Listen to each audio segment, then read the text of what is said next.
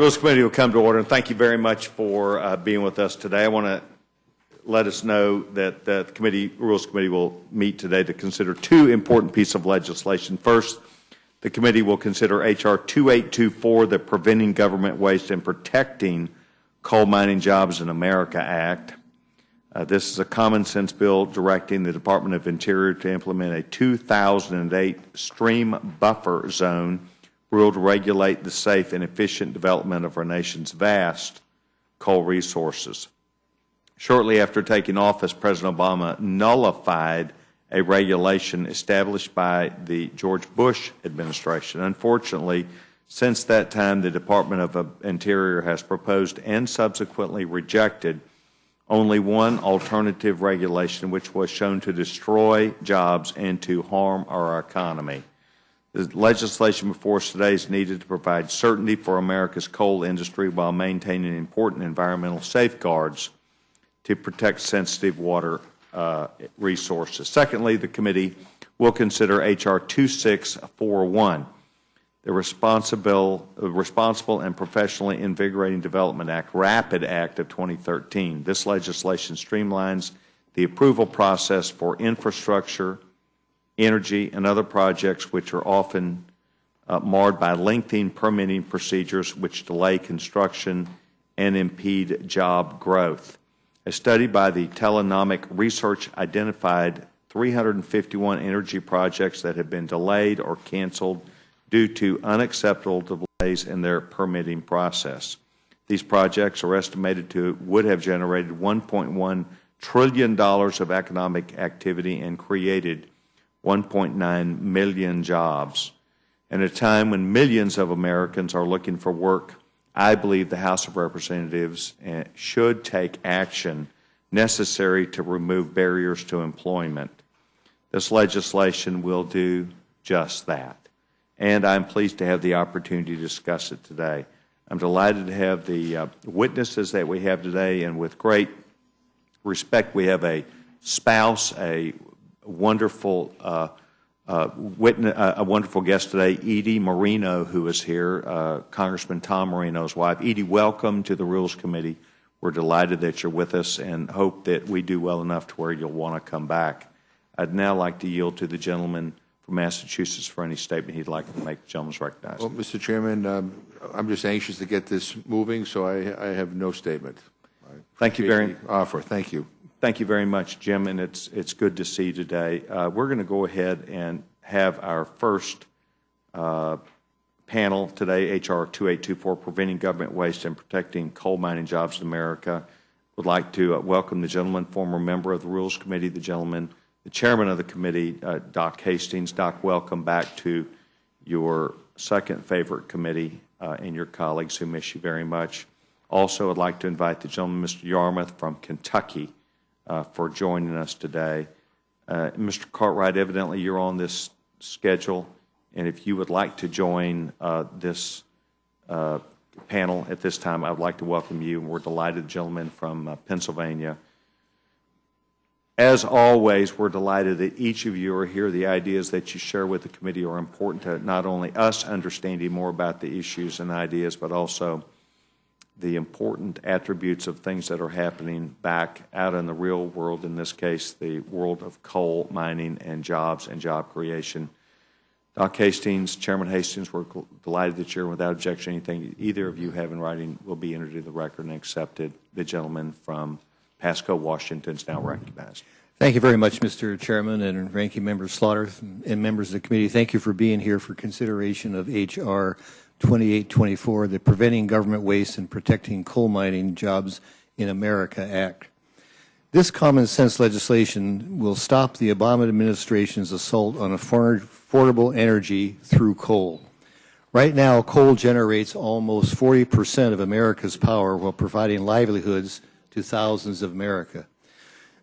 This legislation would save American jobs and taxpayer dollars by preventing this administration from imposing their mismanaged, job-destroying coal regulations and setting in motion a responsible, thoughtful process for updating America's regulation of coal mining. Let me make several points. First, this legislation stops the Obama administration's reckless rewrite of a coal production regulation, which was the 2008 stream buffer zone rule. Almost immediately after taking office, this administration discarded that 2008 rule and underwent 5 years of environmental review, that had gone through 5 years of environmental review and public comment. It then entered into a court agreement with environmental groups to rewrite the 2008 rule in an unachievable time frame. And then millions of taxpayer dollars were spent to hire new contractors to do the rewrite. Then the contractors were fired when the news media revealed that their analysis showed a revision would cost 7,000 jobs and cause economic harms in 22 states. Then they attempted to manipulate the data to conceal the true economic data, and now they're refusing to answer basic questions on the status of that rewrite. And so far, the administration has spent 5 years and $10 million, and nothing has been accomplished. The House Natural Resources Committee investigated and had an investigation that exposed a grossly mismanaged and misguided rulemaking process. There was potential political interference and widespread economic harm that could be caused by this proposed rule. And the Department of Interior's Inspector General's office also issued a report with similar findings of mismanagement. Now, second, this important legislation will put back in place the 2008 stream buffer rule zone that gives states certainty with coal mining regulations. Now, my colleagues on the other side of the aisle might claim that the 2008 rule was a midnight rule that was drafted in secret. Nothing could be further from the reality. The 2008 stream buffer zone rule took 5 years to codify with more than 43,000 public comments. There was numerous public hearings, multiple discussions and responses with the Fish and Wildlife Service, and over 5,000 pages of environmental impact analysis. And I might say, this is a stream buffer rule. Even the EPA claimed that the 2008 rule was in full compliance with the Clean Water Act, which of course is the important part of the stream buffer rule. Third, this legislation will require, if it's enacted, that after 5 years of implementation, an analysis should be conducted on the effects of the 2008 rule. After this analysis, changes can be made to improve the rule so that it works in the best interests of coal and environmental regulations. Now, finally, I have an amendment that has been filed with the committee that I hope the committee will make in order, and I hope that they will self-execute that amendment. The amendment addresses a court decision that threw out or discarded the 2008 rule that was based on a technicality related to the Endangered Species Act. The court decided that the multiple consultations between the Office of Surface Mining and the Fish and Wildlife Service somehow did not qualify as consultation. This, of course, ignores the multiple transparent and public interactions between these agencies in writing the 2008 rule. In addition, this amendment discards the 1996 opinion by then Fish and Wildlife Service Director Jamie Clark that formal consultation was not necessary for the 2008 rule. Because of the court ruling, what we have right now has taken away the 2008 ruling. We are now under law of a 30-year-old rule going way back to 1983. I might add, there is no consultation with the Endangered Species Act in writing that rule. So the amendment I'm proposing would clarify the 2008 rule, and it would direct the Office of Surface Mining to ensure that the process proceeds, use all the available information with regards to impacts to the species to determine if additional rulemaking is required. I don't think we can underestimate how important coal is to our energy portfolio, and I want to applaud Mr. Johnson of Ohio and Mr. Lamborn, subcommittee chairman on my committee, for their hard work on this piece of legislation. Thank you for consideration. I'd be more than happy to respond to any questions you may have. Chairman Hastings, thank you very much for your important run-through of not only why we're here, but the importance of this from a national strategic perspective and also for jobs. Mr. Cartwright, welcome to the Rules Committee. I'm delighted that you're here. Just one bit of information. You're going to want to pull that microphone closer to you. As we're in a horseshoe around here, it's sometimes hard for the members on the end to hear. We're delighted that you're with us, and if you'll make sure your mic is on, I appreciate it, and the gentleman's recognized. Thank you, Chairman Sessions, Ranking Member Slaughter, and members of the Rules Committee. I do appreciate the opportunity to testify today regarding a rule for floor consideration of H.R.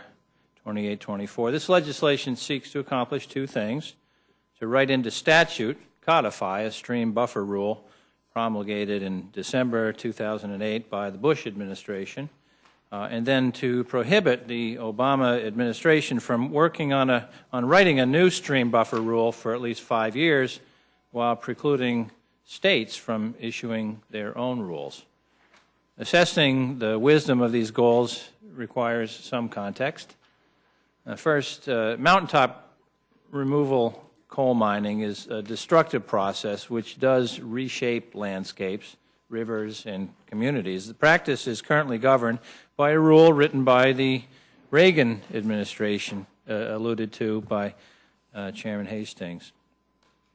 In our view, the Reagan rule is inadequate, but it is surprising to see House Republicans seeking to overturn President Reagan's work product. It's also surprising that Republicans would enact a bill that strong-arms states into forcibly adopting a federal standard, completely preempting their rights to enact their own rules. States should have the ability to protect their natural resources at a level beyond the requirements of the federal government when they see the need. That's why the amendment I'm offering today protects states' rights by ensuring that all states are able to implement a stream buffer rule that works for them, given their differing local situations. Next, members ought to be aware that the Federal District Court for the District of Columbia handed out a decision on February 20, the week before last, vacating the 2008 rule because the Bush administration refused to consider the impacts of coal mining on threatened or endangered species in writing the rule. As a result, the rule this bill would write into statute no longer exists. It's been vacated in court. The Obama rule the Republicans appear to be worried about has not even been released in draft form. The drafting process has moved slowly, in part because the Natural Resources Committee majority has thrown a monkey wrench in the works through endless oversight hearings, document demands, and subpoenas. The Republican investigation has resulted in tens of thousands of pages of document production, drawing time and money away from the rulemaking process, but has failed to turn up any evidence of wrongdoing. In fact, an Inspector General investigation also found no evidence of any wrongdoing. The claim that the Obama rule must be stopped because it is part of a war on coal is obviously false, given that the rule does not even exist yet. Finally, it's important to remember that the amount of coal exported from this country is significant and growing. In fact, a record amount of coal was exported in 2012, over 3 times the amount exported 1 decade earlier. Relaxing the stream protection rule will allow coal companies to mine and export more coal more profitably while leaving the people of the Appalachian region holding the bag. In the end, the Reagan rule needs to be updated, and the Congress should get out of the way and allow the Obama administration to complete its work on a new draft rule. To pass legislation attempting to resurrect the discredited Bush rule is both poor public policy and a poor use of our time. And so I urge the committee to adopt an open rule to allow for robust debate on the floor. If the committee is inclined to adopt a structured rule, I urge the inclusion of my amendment that protects states' rights from the overreach of the federal government, as well as Mr. Holt's amendment to allow the Obama administration to continue working on a new rule if it is necessary to protect the health and well-being of those living in the Appalachian region. And I thank you, Mr. Chairman, for your hospitality. Mr. Cartwright, thank you very much for your testimony today. And Mr. Armour, welcome to the Rules Committee. I know you have an amendment, and I'm delighted that you have joined us today. And the gentleman is recognized. Thank you very much, Mr. Chairman. Chairman Sessions, Ranking Member Slaughter, members of the committee. I do have an amendment that I filed with the committee that I hope the committee would rule in order. My amendment would require the Department of the Interior to conduct a comprehensive analysis of the impact of mountaintop removal mining on public health in nearby communities before enactment of the underlying legislation and certify that the practice is not jeopardizing public health. As you know, in mountaintop removal mining, coal companies use heavy machinery and explosives to remove the upper levels of mountains to more easily access the coal seams beneath. They often dispose of the waste in adjacent valleys. Mine waste pollution, including dangerous heavy metals such as selenium and sulfate, often contaminates or buries waterways in the valleys.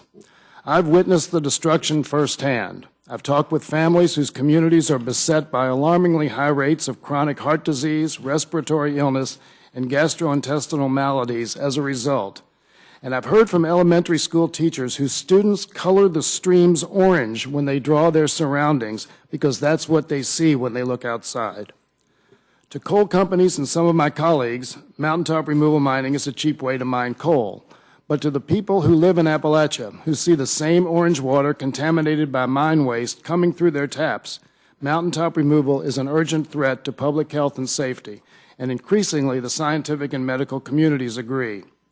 Evidence is mounting that people who live in communities near mountaintop removal mining sites are at an elevated risk for a range of major health problems. One peer-reviewed study found a higher risk of birth defects in proximity to mountaintop removal sites, including circulatory and respiratory problems and damage to the central nervous system, musculoskeletal, and gastrointestinal systems. In addition, an analysis in the journal Science found mountaintop removal mining communities have more adult hospitalizations for chronic pulmonary disorders and hypertension, as well as higher mortality rates, lung cancer rates, and instances of chronic heart, kidney, and lung disease. The families suffering in the hollows below mountaintop removal mining are entitled to the same basic public health and safety as every other American, and they need our help. That is why my colleague and fellow Kentucky native Ranking Member Slaughter and I introduced the Appalachian Community Health Emergency Act, on which this amendment is based.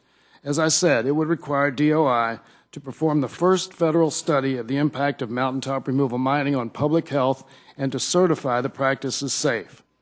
In contrast, the underlying legislation would soften the stream buffer rules designed to protect against contamination of water supplies while blocking any updates for at least 5 years. We should be embarrassed that we've allowed a dangerous practice to continue for decades without ever assessing the risks to public health and safety, risks that people in mining communities throughout our country live with every day.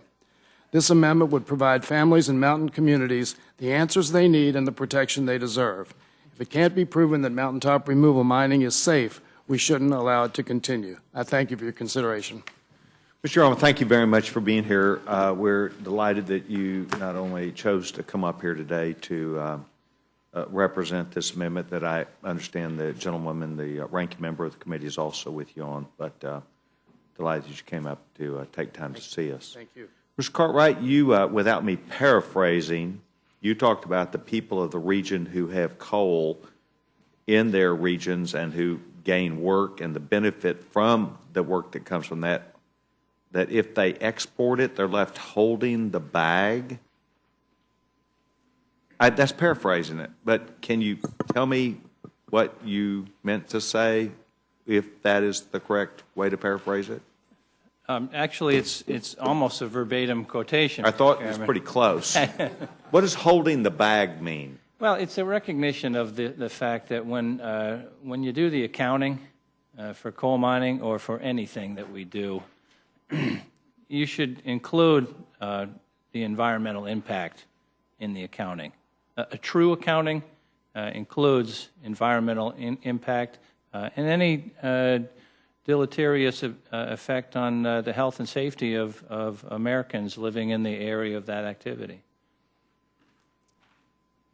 Okay. In so other they words, got jobs.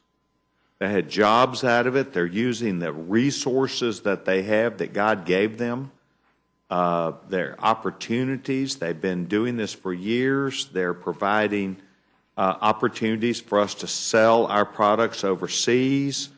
They're doing these things willingly. We do recognize even running for Congress is a little bit dangerous. We accept the risks. We know more about it. We accept opportunities, but it provides warmth and safety and opportunities for people to better their lives and have employment, and it's to keep these areas from literally becoming more of Appalachia and the viewpoint of people who are stuck with nothing to do. Why is that left holding the bag? These are people who need these jobs and are delighted that they have a natural resource there that gives them a chance, right? Well, I'm sure the chairman does not mean to suggest that if you give somebody a job, it doesn't matter we didn't how give badly anybody you a job. poison them. I'm not suggesting we gave anybody a job. I'm suggesting it's in their region and they have an opportunity, not giving anybody. Certainly not. But I know the chairman doesn't mean to suggest that if somebody gets a job out of activity, it doesn't matter how badly their community gets poisoned. You don't mean to suggest that, Mr. Chairman. But that was never even part of the statement. I was talking to you about how are they left holding the bag. Holding the bag is a reference to a deleterious environmental impact, such as that we know can flow from mountaintop mining removal. What we're here today talking about is whether we're going to engage in sensible regulation that weighs both parts of that equation, how much the job is worth and how much the damage to the environment costs. If I may, Mr. Chairman, can you lend some insight to that? I find some conflict here with the debate of finding sensible regulations. A little bit of history. The initial law was passed in the late 60s regarding surface mining, so it's been around a while. My memory serves me correct, the first rules were written in the 70s, and the next rules were written in the Reagan administration, that's been alluded to. Now, in the Reagan administrations, that means a 30-year-old rule. 10 years ago was a 20-year-old rule, and that is precisely why the Bush administration wanted to update the rule. That took him 5 years to update the rule, and the rule was promulgated not in December of 2008, but rather in August, September of 2008. So the 2008 rule that this legislation seeks to put on the books is actually more stringent than the 83 rule. To me, that's progress if one has a problem with the environment. Well, the Obama administration, right after taking office, essentially negated the 2008 rule and has yet to come up with rewriting a new rule. And then in the interim here, a judge threw out the 2008 rule, which means, okay, what law are we under? Well, we're under the 83 rule. This bill seeks to put the 2008 rule in place, which is more stringent than the 83 rule. And then in 5 years come back and revisit it, which is really a method, if you look at it, of rewriting the 2008 rule. But lacking passing this bill where we are is the 83 rule, which is not as stringent as the 2008 rule. So when I hear my colleagues on the other side respectfully saying all the bad things, why do you want to go back to the 83 rule when this rule seeks to update us to the 2008 rule? Because we haven't got anything beyond 2008. This administration has spent $10 million and has not rewritten a rule. So that's where we are in response to, out of deference to my colleague and a member of the committee from Pennsylvania. Thank you both. I think I tried to get closer to understanding how someone that willingly chose to work in an area and do things that might inherently have some risks associated, how they'd be left holding the bag. Left holding the bag is not being able to do a darn thing. Well, if I could attempt in a different way, I come from a very diverse agricultural area, and it's very dry, and one of our main crops is potatoes. And when you harvest potatoes, you raise a lot of dust. Now, some people think, I know EPA at one time thought dust was a bad thing. But I can tell you the potato farmers and those that work in the processing plants, after they are done and they sell the products to different areas, they're frankly glad that potatoes have gone someplace else in exchange for dollars to help the economy in that area. I think that's analogous to those that mine coal and have markets overseas. I think it's analogous to that. I do too. It's called commerce. Mr. Cole. Thank you very much, Mr. Chairman. We have a panel here of 3 members that I really like a lot. I've got my friend Doc Hastings, Chairman Hastings, who's in his last term, recently announced going to retire. I always like to call him a member's member, and he is. And Mr. Cartwright's new to us, but we had the opportunity to work together to get a much-needed raise for federal hourly employees, and I thank him for his leadership. But Mr. Yarmouth heads the most important and most bipartisan group in this Congress, the Bourbon Caucus. So I'm particularly close to him, who's done more to bring us together. So I respect them all, but have no questions for any. Thank you, Mr. Chairman. You know, it's nice to get a pat on the back when you show up here. It's more than we give each other sometimes. Well, you'd be welcome. Mrs. Slaughter. You know, John, when I sit here, all I can think about is a song about Muhlenberg County. Daddy, can't you take me back to Muhlen County, down by the Green River where was it Mockingbirds place? I'm sorry, my son, you were too late in asking. Mr. Peabody's coal train done hauled it away. I grew up in that. I saw that firsthand. I had a brother as an architect. We flew over the mountains one day in a helicopter. I saw the mountaintop removal, the scarring of it.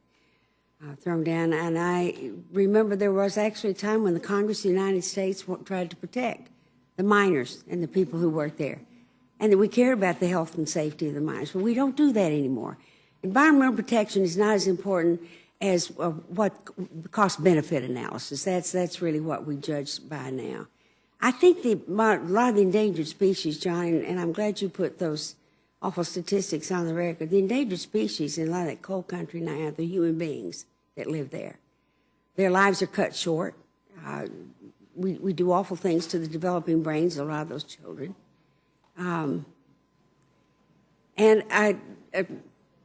it was heartbreaking for me to see that they were going to allow mountaintop removal again, to throw that waste down into the creek again, and just do that. We've gone through all that. We thought we cleaned all that up.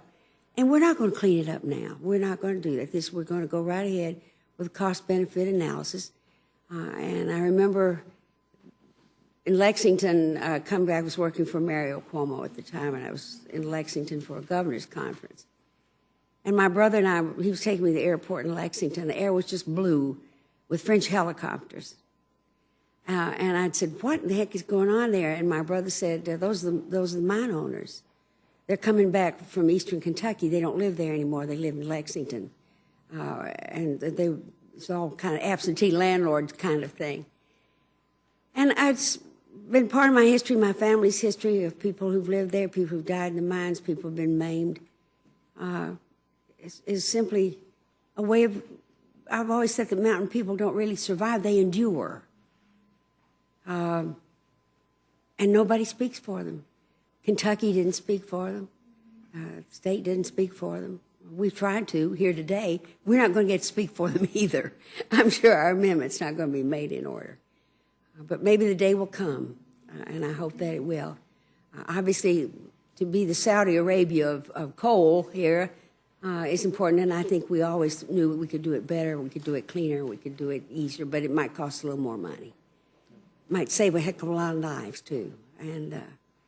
But let me join my fellow Kentuckian, and again, in what to me is real grief. I mean, I don't take this lightly at all.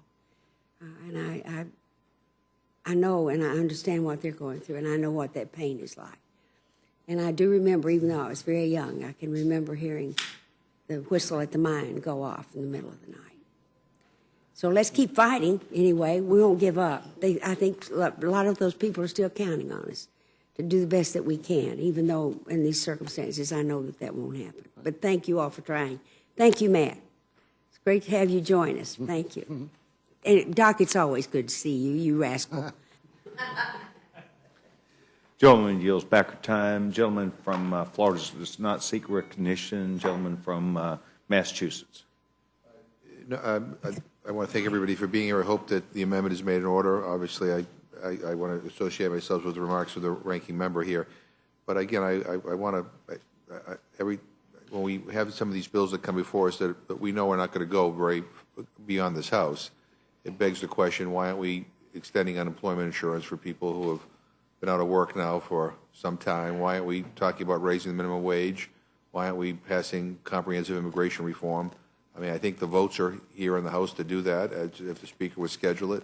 I mean, there's just so many things that are vital that I think have a chance of actually making its way to the President's desk and helping improve people's lives. And as interesting as this conversation is, and as important as the issue is, we know this bill is not going beyond this House. So I would just say I hope we can make the, I hope we have an open rule, and if not, I hope we at least allow Mr. Yarmouth to be able to offer his amendment. And we have a statement of administration policy which says the President, were presented with this bill, his advisors would recommend a veto. So I ask that to be part of the record. And with that, Mr. Chairman, I yield back my time. Without objection, we'll enter that in record. Thank you very much. Judge Hastings, would you like to be recognized for this panel? Gentleman's recognized. Utilize the song, and I will as well. As a child, I learned Tennessee Ernie Ford's song. You load 16 tons, and what do you get? Another day older and deeper in debt. And can't go.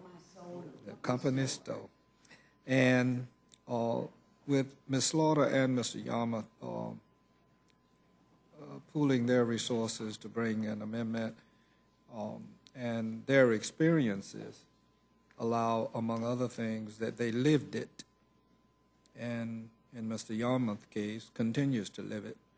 And it would seem to me that we should certainly take cognizance of that fact alone and make the amendments that they seek in order. And that would be my prayer to the committee.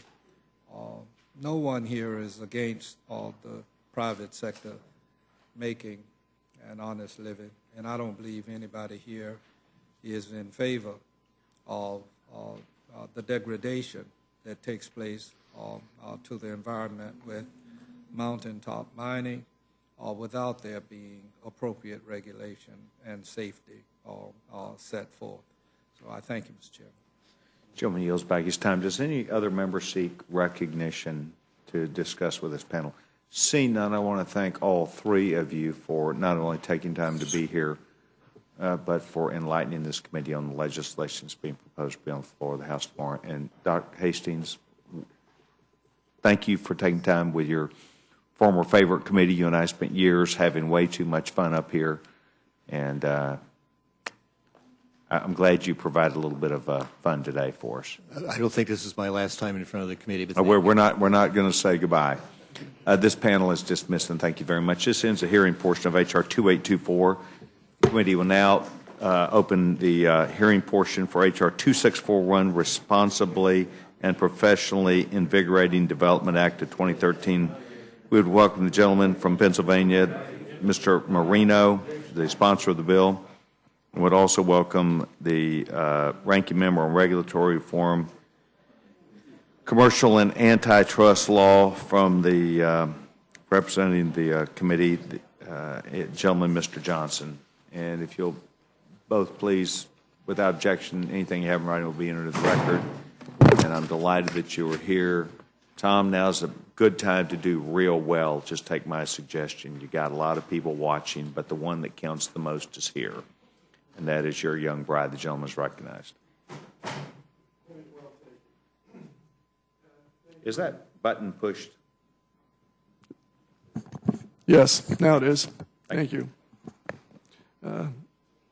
I'm filling in, pinch hitting right now for Chairman Goodlatte. We have a markup that's taking place. So he asked me if the committee permitted to read an opening statement that he put together. Good. Without objection, gentlemen, it's recognized for that purpose. Thank you, Chairman Sessions, Ranking Member Slaughter, and members of this committee for the opportunity to testify regarding H.R. 2641. the opportunity to testify for the Responsibly and Professionally Invigorating Permitting Act of 2013, also known as the RAPID Act. H.R. 2641 was introduced by Mr. Moreno of Pennsylvania and referred to the Committee on the Judiciary and Natural Resources. The Subcommittee on Regulatory Reform, Commercial and Antitrust Law held a legislative hearing on the bill on July 11, 2013. The full Judiciary Committee marked up the legislation on July 31 of 2014 and ordered the bill reported favorably. The Natural Resources Committee subsequently waived further markup. The proposed rules print of the bill incorporates several minor technical amendments to the bill. Mr. Chairman, 5.5 years after the financial crisis struck in 2008, America remains in a job recession. Millions of Americans would call it a job depression. The RAPID Act responds to America's urgent need for new jobs with critical help. According to testimony received by the Regulatory Reform Subcommittee, the RAPID Act could help to stimulate the creation of 3 million jobs. In an economy in which the labor force participation rate has reached record lows, there's little more urgent job legislation that Congress could pass. The jobs the RAPID Act would create, moreover, are high wages, highly skilled construction jobs. This is not just surefire legislation to create millions of jobs. It is surefire legislation to create higher wages for hardworking Americans. Why do we need legislation to create these jobs? The reason is simple. Since before the financial crisis began and up to this day, the federal government's outdated and overly burdensome environmental review process has kept legions of jobs and workers waiting too long for approval from federal bureaucrats. The United States now ranks a dismal 34th in the world in procedures, time, and cost needed to obtain governmental approval of new construction permits. The heart of the problem lies with the delay in the completion of reviews under the National Environmental Policy Act, commonly known as NEPA. When NEPA was first implemented, neither Congress nor the executive branch contemplated that the NEPA process would bog down responsible federal permitting. On the contrary, when Congress debated the issue, it talked about timeframes like 90 days to complete review. In 1981, the Council on Environmental Equality, or CEQ, thought that our review could be done in a year. A recent study, however, found that the average length of time to complete just one part of the process, the preparation of an environmental impact statement, EIS, was 3.4 years and growing. Examples abound of cases in which it takes far longer. The Port of Savannah, Georgia, for example, has been a potential dredging project mired in review for over 13 years, with no end to review in sight. Cape Wind, a significant wind energy project in Massachusetts, took 12 years to reach the end of review. Making matters worse, many projects that finally emerge from the administrative review process only become bogged down again in lengthy litigation, challenging agencies' permitting decisions. Clearly, the system needs to be reformed. The key is to find the right balance between economic progress and the proper level of analysis. The RAPID Act strikes this balance. It does not force agencies to approve or deny any projects. It simply ensures that the process agencies use to make permitting decisions and the timeline for subsequent litigation are transparent, logical, and efficient. To do that, the RAPID Act draws upon established definitions and concepts from existing NEPA regulations.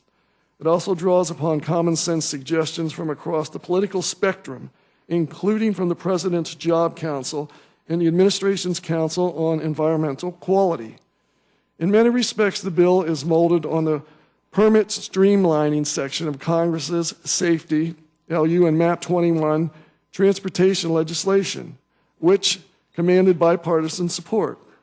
A study by the Federal Highway Administration found that this legislation has cut the time from completing an environmental impact study nearly in half. Finally, let me emphasize that the President himself, consistent with the recommendations of his Job Council, supports permit streamlining. In his 2014 State of the Union address, the President highlighted the need to act to slash bureaucracy and streamline the permitting process for key projects so we can get more construction workers on the job as fast as possible. Congress should transform the President's rhetoric into action and enact this legislation to streamline permitting on all federally funded construction projects. I respectfully request the Rules Committee grant an appropriate rule that allows for expeditious consideration of H.R. 2641. Thank you. Mr. Moreno, thank you very much, and we're delighted that you're here, and thank you for the wonderful statement, not only that you made, but on behalf of the committee. Mr. Johnson, welcome to the Rules Committee. Thank you. Gentleman's recognized. Thank you, Mr. Chairman. Always good to be here. Mr. Chairman, I speak in strong opposition to H.R. 2641, the so-called responsibly and professionally invigorating Development Act of 2013, because, contrary to the bill's short title, it will result in confusion and delay in the review and permitting process for certain construction projects. Most importantly, it will pose serious threats to public health and safety. By carving out a separate environmental review process for construction projects, which the bill doesn't even define, by the way, this bill would effectively create two different environmental review processes for the same project, one that applies to the construction phase of the project, whatever that means under this bill, and one that applies to every other phase of the project. For instance, the bill's requirements would apply to building a nuclear reactor, but not to decommissioning the reactor, or transporting or storing the reactor's spent fuel after it has been decommissioned. Worse yet, this measure could jeopardize public health and safety by prioritizing project approval over meaningful analysis.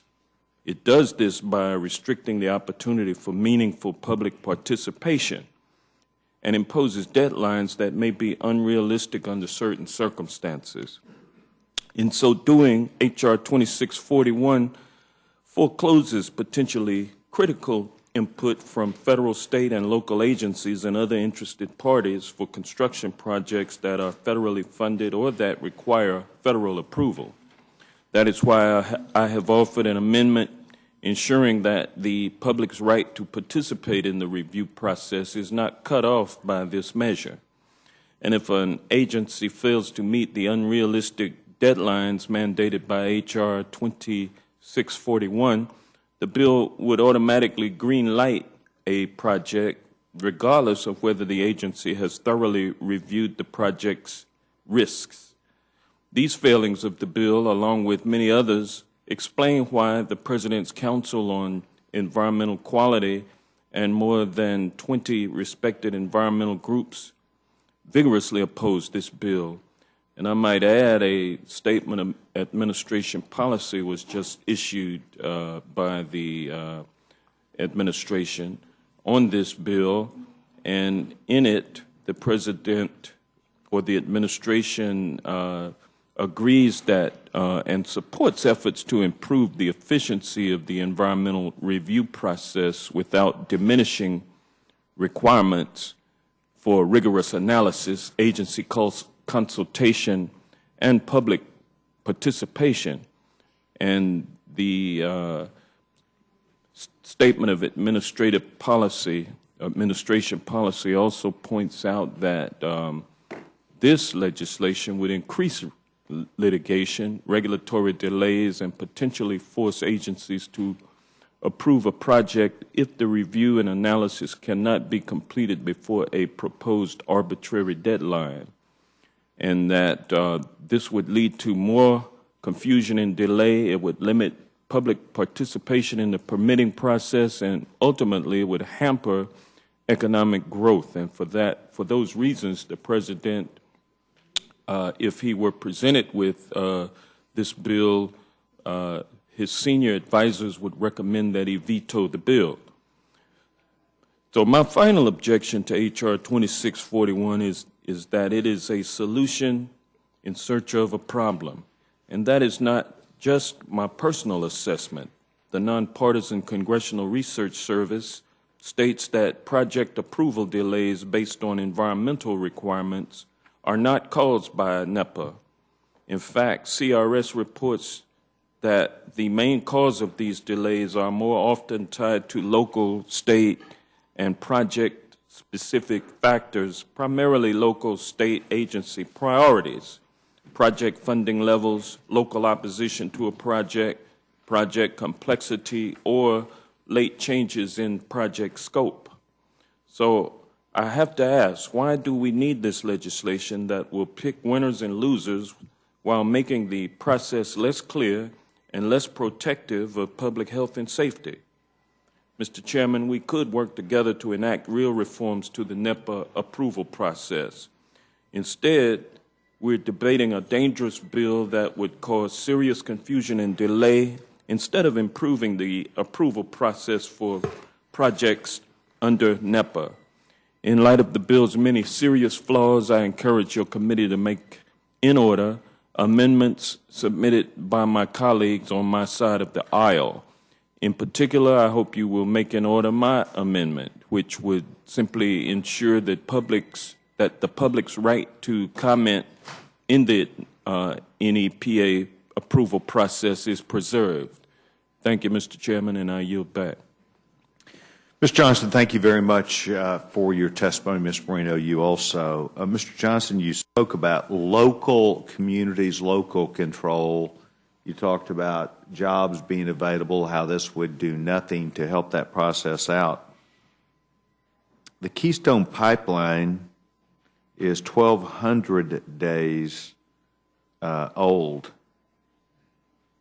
The President has evidently had a chance at least twice to make a decision, and I think the President's incapable of making tough decisions, and he's proven it. Mr. Marino, would this help that process? Would my colleagues' position help that process? Well, no. What we're trying to do here today, we're trying to encourage things that are being done. We're trying to encourage decision makers. We aren't trying to determine an outcome. We're trying to get a decision. This is not asking for an outcome, this legislation that I've set forth. It's common sense, straightforward legislation. If the private sector operated such as the federal government does, particularly when it comes to construction projects, creating jobs, and I never believe the federal government created jobs. Their job is, really to get out of the way and let the private sector do what it does best. And just, let me give you a couple of examples. First of all, I haven't had the opportunity to speak with the President's key advisors, but I don't think the President would stand up at the State of the Union and say, we have to cut through this red tape, even if his key advisors told him otherwise.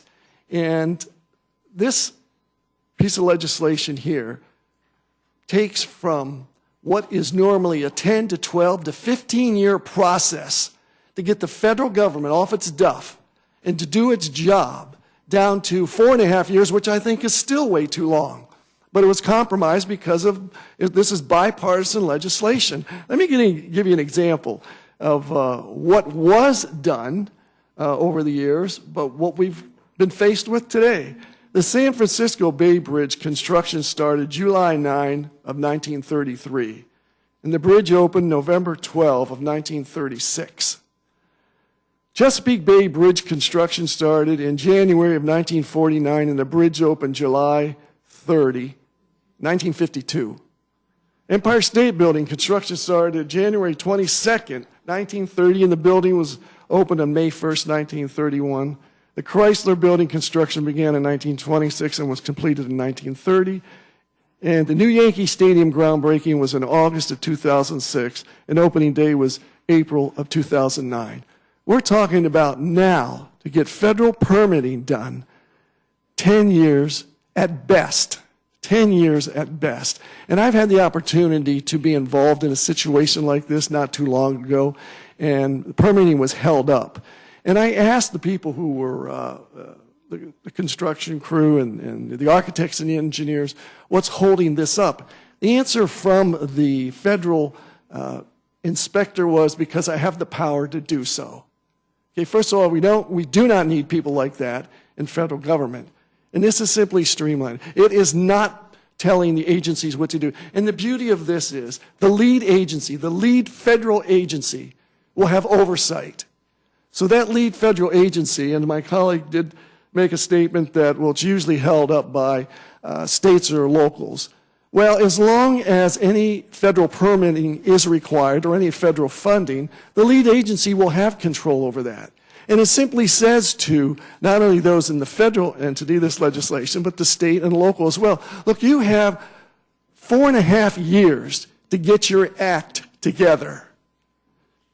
If you do not do that, if you can't complete your responsibility by then you've waived it and we are moving on.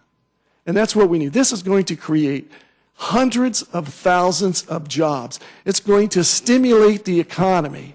It's going to put people back to work with very, very good paying jobs. And in turn, what happens when people have very good paying jobs? They pay taxes, they go out and buy things, and when you go out and buy things, the demand for products increases, and companies need to put more people on production lines and build factories. There is no one who has the market cornered on being a conservationist like I do. I live out in the country. I live in a beautiful setting of about 6 acres. There are farms around me. I get my water from the ground, and I've raised my children there. Do you think for a moment, I don't think anybody here is going to think for a moment that I would allow something deleterious to harm my children, whether it's water, air, the ground, you name it.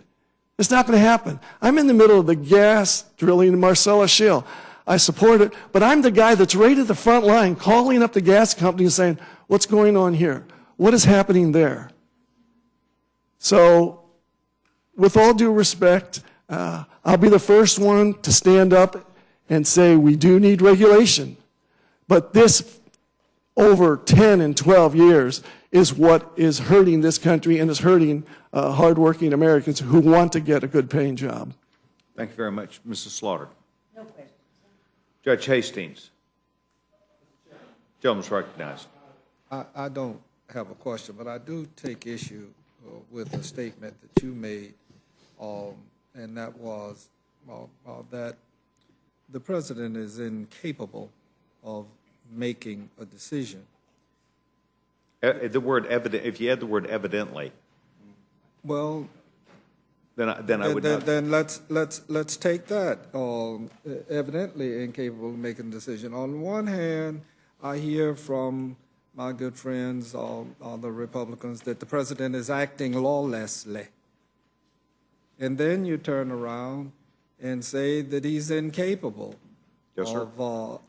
Evidently incapable of acting. You can't have it both ways. Gentleman yield? Yeah, of course I will. What was the subject matter? The subject matter, as I understand it from you, was the Keystone Pipeline. That is correct. Thank you, sir. Right. And even if you were to take that into consideration, the machinations that have gone on with reference to that matter are not all at the president's doorstep. There are a lot of things, and a lot of these things are a lot more complex than how we reduce them. But I would hope that we would stop, not Barack Obama the man, but the office of the presidency. I would just hope that we would stop the denigration. I think we do ourselves a disservice. Thank you, Mr. Chairman. A gentleman, his words are acknowledged, and I hope that I put a narrow band around that as it was directly related to the 1,200 days, as it was related to 2 separate opportunities. I do ask unanimous consent to put the statement of administration policy in the record. Mr. Johnson has spoken very excellently regarding what the administration has put forward. Without objection. Mr. Post, do you wish to have any questions for our witnesses that are before us? No, but I will look forward to reviewing your testimony in the record. I appreciate you. Thank you very much. Is there any Republican that might have a wish for time? Seeing none. Thank you. Chairman, Yes, sir. Excuse me, just a moment, please. Evidently, both of you would like to make a statement. Mr. Johnson, you're recognized. Thank you, Mr. Chairman. I, too, would want to take exception to I took it in a more general, as a more general observation that the President is incapable of making a decision, and I just simply wanted to make sure that everyone would be sure to talk with Osama bin Laden about that. Yes, sir. Well, and I do appreciate the gentleman. I was specifically in reference to the 1,200 days, and I apologize for not being specific about that. It was in reference to the 1,200 days. Okay. Gentleman, seek more time? Yes, sir, I do. Gentleman's recognized. And I thank the gentleman for his clarification, and I accept that. I would also point to the fact that we've been cutting government for so long, really since the days of Ronald Reagan back in 1980. We've been cutting government. We've been cutting the ability of government to perform its regulatory responsibilities. And as we cut government efficiency. And we just simply cannot have it both ways, that we can continue the onslaught of budget cutting against our own government and then point fingers at the government for being inefficient.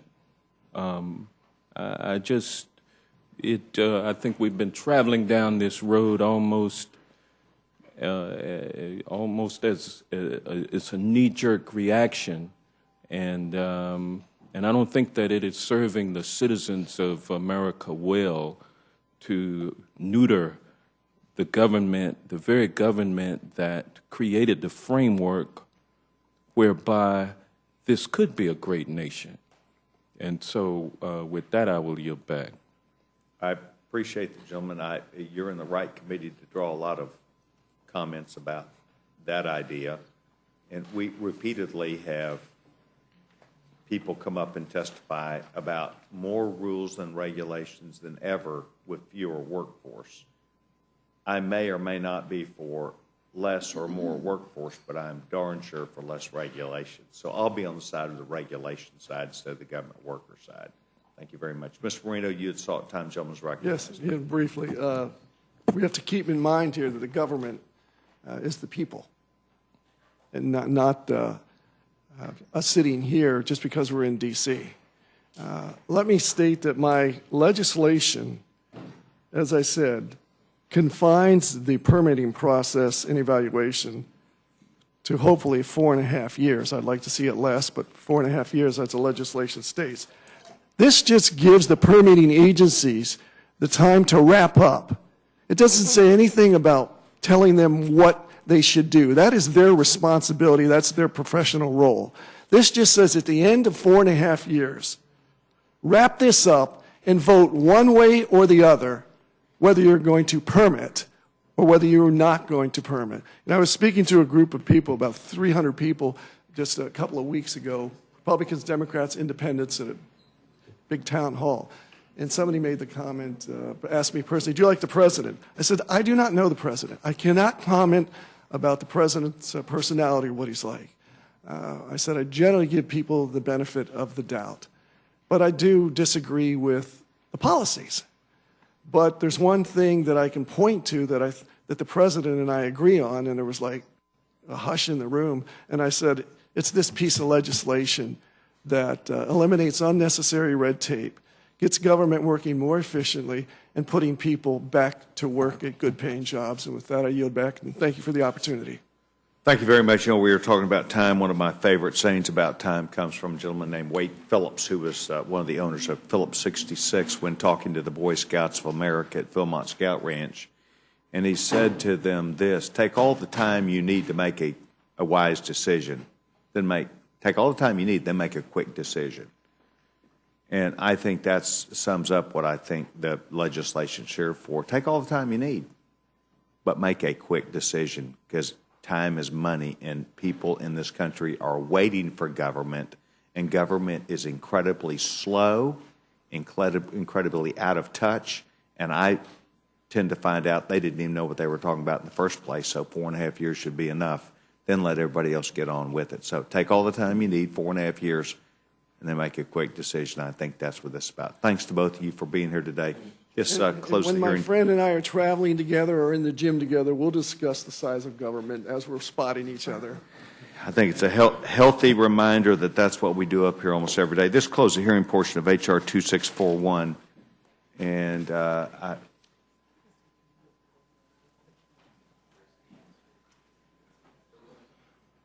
thank you very much. I'm also advised that our colleague, the former chairman of the Foreign Affairs Committee, has an important guest that is visiting our Rules Committee today, and I would yield to the chairwoman, the gentlewoman from Florida. Well, thank you so much, Mr. Chairman and members, and we're so proud to be joined by the ambassador of Japan to the United States, who is watching our democracy at work. Thank you, sir. Mr. Ambassador, welcome to the Rules Committee. We're delighted that you're here, and we hope that we're sorry that you missed the first hour and a half, but we'll see if we can get on. We could do it over. I want to say I visited Japan, your beautiful country, and spent time around the Imperial Gardens, and it was one of the most delightful trips I've ever had in my life, and I learned a lot about not only our relationship with Japan, but how important our friendship is between our two countries. And I know that I speak on behalf of all my colleagues, wishing you the very best and thanking you for taking time to join us today. Thank you, Mr. Ambassador. Yes, sir. The committee will now be in receipt of a motion from the gentlewoman, the Vice Chairman of the committee, Ms. Fox.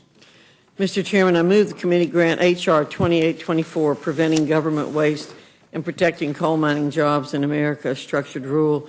The rule provides 1 hour general debate, equally divided, controlled by the chair and ranking minority member of the Committee on Natural Resources. The rule waives all points of order against consideration of the bill.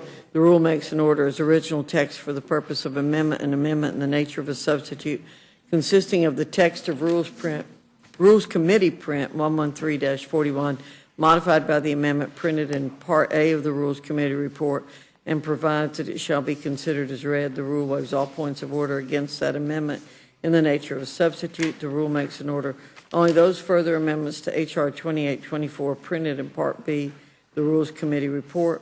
Each such amendment may be offered only in the order printed in the report, may be offered only by a member designated in the report, shall be considered as read, shall be debatable for the time specified in the report, equally divided and controlled by the proponent and an opponent, shall not be subject to amendment, and shall not be subject to a demand for division of the question. The rule waives all points of order against the amendments printed in Part B of the report. The rule provides one motion to recommit with or without instructions. Section 2 of the rule provides for consideration of H.R. 2641, the Responsibly and Professionally Invigorating Development Act of 2013 under a structured rule. The rule provides 1 hour general debate, equally divided and controlled by the chair and ranking minority member of the Committee on the Judiciary. The rule waives all points of order against consideration of the bill. The rule makes an order as original text for the purpose of amendment, an amendment in the nature of a substitute consisting of the text of Rules Committee Print 113-39, and provides this shall be considered as read. The rule waives all points of order against that amendment in the nature of a substitute. The rule makes an order only those further amendments to H.R. 2641 printed in Part C of the Rules Committee report. Each such amendment may be offered only in the order printed in the report, may be offered only by a member designated in the report, shall be considered as read, shall be debatable for the time specified in the report, equally divided and controlled by the proponent and an opponent, shall not be subject to amendment, and shall not be subject to a demand for division of the question. The rule waives all points of order against the amendments printed in Part C of the report. The rule provides one motion to recommit with or without instructions. Finally, Section 3 of the rule provides that it shall be in order at any time on the legislative day of March 6, 2014, for the Speaker to entertain motions that the House suspend the rules relating to a measure addressing loan guarantees to Ukraine. You've now heard the motion from the gentlewoman, Dr. Fox, and I would defer to the gentleman from Florida, Orlando, Florida, for an explanation therein. Gentleman, Mr. Webster is recognized. Thank you, Mr. Chairman. The rule provides for consideration of both bills, H.R. 2641 and H.R. 2824, under a structured amendment process. Both bills have 1 hour of general debate, controlled by the primary committee of jurisdiction. H.R. 2641, the rule makes in order all submitted amendments. The rule also makes in order 2 amendments offered by Democrats to H.R. 2824 and self-executes the manager's amendment that was explained earlier. Lastly, the rule provides suspension authority for a bill dealing with loan guarantees to the Ukraine. That text, the text of that measure was online last night. This is a straightforward rule for consideration of both very important bills, and I urge the support of both. Appreciate the gentleman from Florida for the explanation. The committee will now be available for amendment or discussion. Thank you, Mr. Chairman. Gentlewoman is recognized. I do have an amendment. I move the committee grant H.R. 2824 and H.R. 2641, each an open rule, so members have the opportunity to offer amendments to the bills on the floor. You've now heard the amendment by the gentlewoman. Further discussion? Seeing none, those in favor of the Slaughter amendment, signify by saying aye. Aye. Those opposed, no. No. Roll call, please. Gentlewoman, no. It is not. The vote was not in favor. The gentlewoman's asked for a recorded vote. Ms. Fox? No. Ms. Fox? No. Mr. Bishop? Mr. Cole? No. Mr. Cole? No. Mr. Woodall? Mr. Nugent? No. Mr. Nugent? No. Mr. Webster? Mr. Webster? No. Ms. Ross-Lehtinen? No. Ms. Ross-Lehtinen? No. Mr. Burgess? Mr. Burgess? No. Ms. Slaughter? Aye. Ms. Slaughter? Aye. Mr. McGovern? Aye. Mr. McGovern? Aye. Mr. Hastings? Mr. Hastings? Aye. Mr. Polis? Aye. Mr. Polis? Aye. Mr. Chairman? No. Mr. Chairman? No. Clerk report total. 4 yeas, 7 nays. The amendment's not agreed to. Further amendment or discussion? I do have one. Yes, ma'am. Since that failed. Yes, ma'am. I move the committee make an order and give the necessary waivers for 2 amendments to H.R. 2824. They would be Holt number 3 and Yarmouth Slaughter number 6. Each of these amendments would ensure that human health impacts are considered before changing the stream buffer rules. You've now heard the amendment from the gentlewoman from New York. Is there discussion? Gentleman's recognized. Support these amendments, and I spoke to it earlier in the hearing. I ask the chair most respectfully, is the Yarmouth Slaughter amendment to 2824 germane? In fact, it is not on a question, and is my understanding that it's not germane. Holt is germane. And we have attempted, as I understand it, to work with that, and even there was a will on the side of the gentlewoman from New York and the gentleman from Kentucky to try and revise it twice. I don't think so. It went to the parliamentarian, and there was discussion about that. And right. So I believe some discussions have been held on that matter. Here's how I feel about that, yes, sir. Mr. Chairman. And before I forget, I'd like to ask unanimous consent to include Ms. Jackson Lee's statement on behalf of her. Without objection, that'll be entered to the record. Mr. Chairman, you know, I guess where I'm coming from is we need to change up here. And I may be a voice in the wind, but I can't imagine that in circumstances where we can offer a waiver if we choose, that we would not, on a matter of this kind, not make that waiver in order because the call is for a very simple thing, and that is to have an analysis of health potential damage or consequences to individuals living near where this activity takes place. But more specifically as it pertains to the committee, Ms. Slaughter and you and all of us labor here in the vineyards, and it would seem that there should be at least a slight bit of deference to the ranking member, and in many instances, any of the members of this committee, when something is sensible, that would allow, if nothing more, just a vote on the floor of the House of Representatives and let them work their will. Aside from it being thankless, and all of us, whether we're in the majority or the minority, and I've served here in both capacities, I just wish we would be a little more mindful. I don't make a whole lot of requests for amendments myself, but I think I'm going to step that up a little bit and get rejected a little bit more, so I'll feel at least better about how I approach it. I don't come here with amendments unless I really think that it has something to do with improving the legislation. And at the very same time, it's a very good committee for members to utilize to at least say, I tried, even when rejected. But in this case, I really do believe that a waiver would be in order, and I would make that request to support the amendment of Mr. Yarmouth. And I believe the one that Mr. Holt offered has been deemed to be germane. And I thank you for the time, Mr. Chairman. Thank you very much. I'd like to address that if I can. I yield myself that opportunity. The gentleman, as well as others on this committee, have devoted a huge bit of their public service to this committee. And we do take time to come up here. And I do hope and think that part of what I'm trying to do is to give everybody a chance to come up and speak, be heard from. I've not tried to limit anybody's time. I've tried to encourage them to come up here.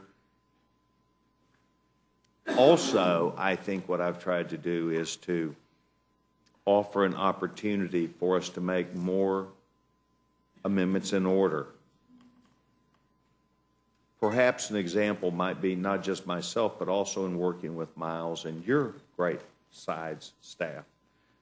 There was work with Mr. Waxman's bill yesterday to try and make that available. The question on this specific amendment that you're in reference to would be a scope issue. Scope.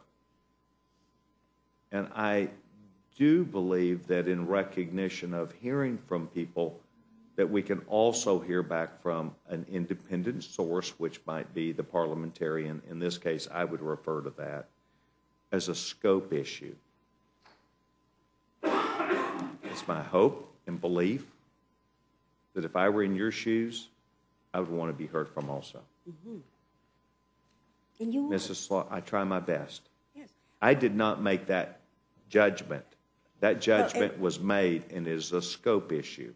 And I do recognize I'm far enough along to where I also recognize, okay, now it's up to me, I'm the chairman of the committee, to do something about that scope. And all I would say to you is, as this committee works, whether it works in tax code or whether it works in another code, the parliamentarian gives us, because they understand the practical effect of things, of what we get into. And I've chosen, I did, Chairman, upon not consultation, but upon knowing that answer, I chose to do this. And I do respect the gentleman, and it would be my hope, whether it's about this issue, because it is about one of our colleagues, or perhaps Mr. Polis's issues, or perhaps Mr. McGovern's issues, or perhaps Mr. Nugent's issues or others. I do try and take time as the chairman of the committee to listen and to try and make a wise choice. I'm not looking to pin my decision to make it what I want. When it is germane, then we try and look to find out how we can make it in order.